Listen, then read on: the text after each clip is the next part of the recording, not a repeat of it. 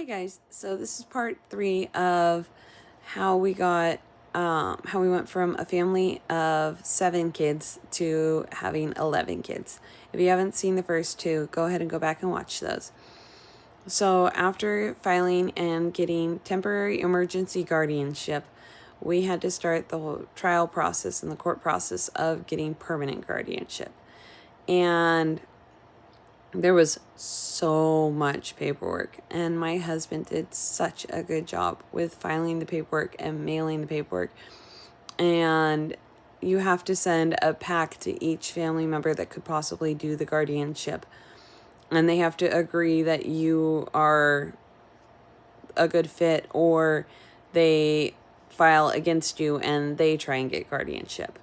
Luckily, no one filed against us, but the father was fighting us. My sister was completely on board for us getting the kids. She was really helpful through the whole thing, but my husband took care of so much. He did such a good job with all of this. And when it came time for the trial and the hearing, is it a hearing? I don't think it's a trial. I think it's a hearing. The father was coming out with all these questions and accusations and trying to make himself sound like a good guy. But my husband knew how to ask the questions to prove that he was not doing a good job taking care of these kids. We had doctor's notes, we had teacher's notes, we had, from the time we got them to the time during the trial, we had teachers coming in saying from, just these couple months, the improvements the children have been making is amazing. They came in quiet and shut down and now are opened up and laughing.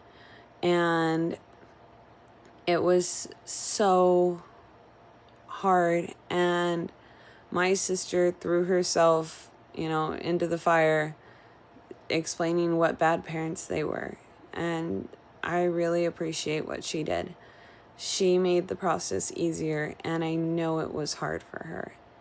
And after going to court repeatedly, we finally were granted permanent guardianship of these 4 kids. And that was so relieving and so wonderful.